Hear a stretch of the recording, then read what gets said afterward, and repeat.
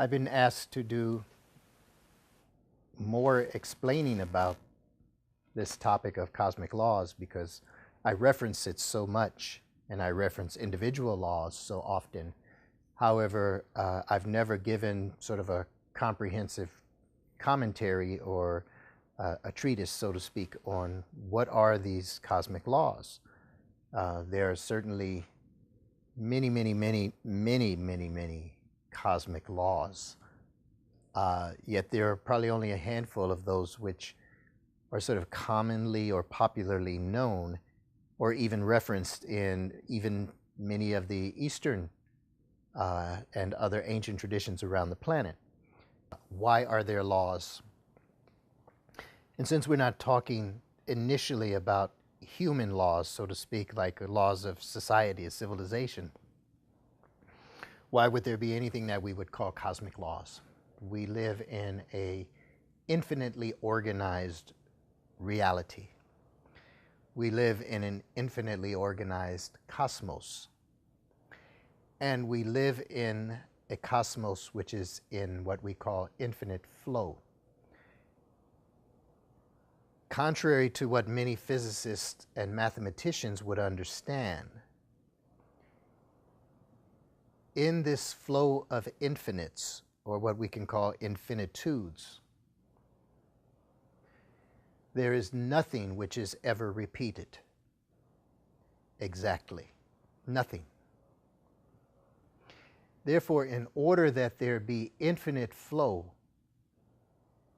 of what is infinite variety, there must be organizing principles for this infinite flow, including the very law of non-repeatability.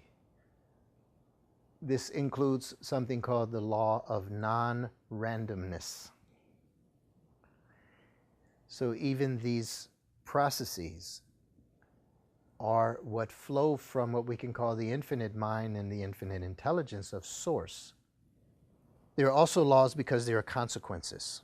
All that comes into existence bears with it a corresponding constellation of potential and actual consequences. Therefore, anything that interacts and interfaces with anything else also carries with it a corresponding constellation of consequences. There's often been an attempt here and there to distill things down to, a golden handful, so to speak, of laws that are very important.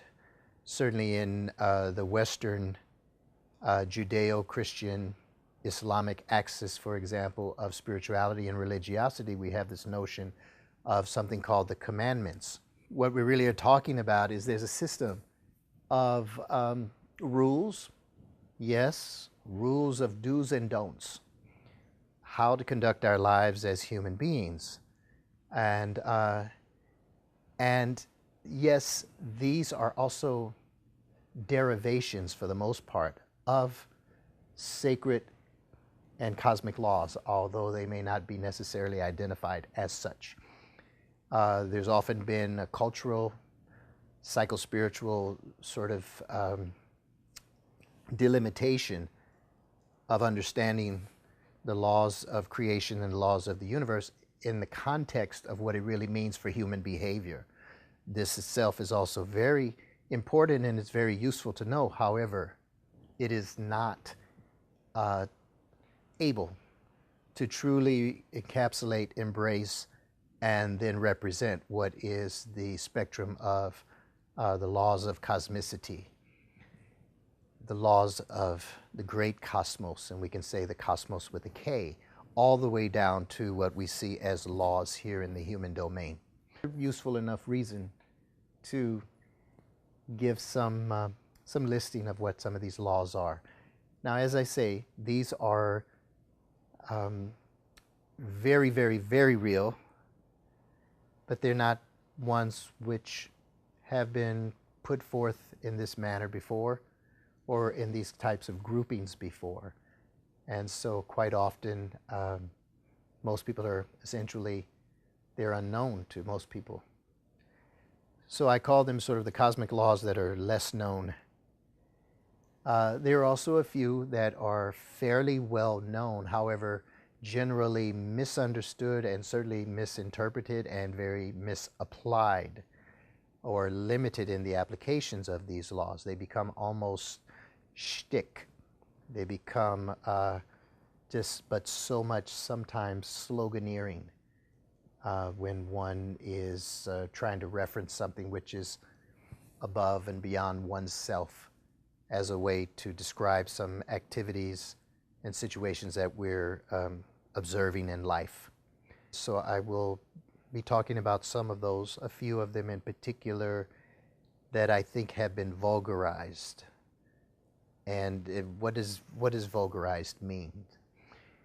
Essentially, vulgarity is the result of taking something which was considered originally esoteric, or something that was considered sacred, something which was considered of for and of limited access usually which required greater knowledge, greater discipline, greater devotion, greater sacredness, greater ceremony and ritual. It has then gone from that small circle, so to speak, of access into the commonplace distribution, the widespread base of access of said knowledge. As such happens, this knowledge becomes vulgarized, i.e. it becomes spread out amongst the common base of knowing, the common base of reference, and the common base of usage and understanding. And as such, that vulgarization process, as it becomes commonized, so to speak, generally means there is a loss, quite a lot, of the higher order and original intent of the knowledge. And then sometimes in this course of vulgarization and commonalization of these terms and these principles, there can also be the distortion of them. And of course, as co-creators of reality, it is also important to understand these principles so that we can be ourselves in participation and in the greatest harmony with the great creator being and beings and these laws and principles. Apologies for the machine gun motor mouth type of delivery at this moment in time. It is the result of there being so many beings present who are of such love and intent and infinite expression, joy, to have this opportunity to deliver such to you as an audience, in the very hope and the true knowing of your divine and cosmic essence to be actuated, to actually achieve a certain amount of vibration and a sense inside of you that's going, hopefully, yes, I can relate to this, and wow, and let me think about that, and oh yeah, that makes sense. And so if this kind of stuff is happening to you, and that would be the intent, that you'd have a whole lot of those, then what that means is that you will be increasing in your vibrations as a sentient being. And thus it means you will increase in your capacity, and your actual intelligence will be expanding right in the presence of your rejoicing in aha moment after aha moment after aha moment. That's the intention. And so hopefully, with love, such will be the impact of such sharing with you. Looking forward to the next set. Thank you.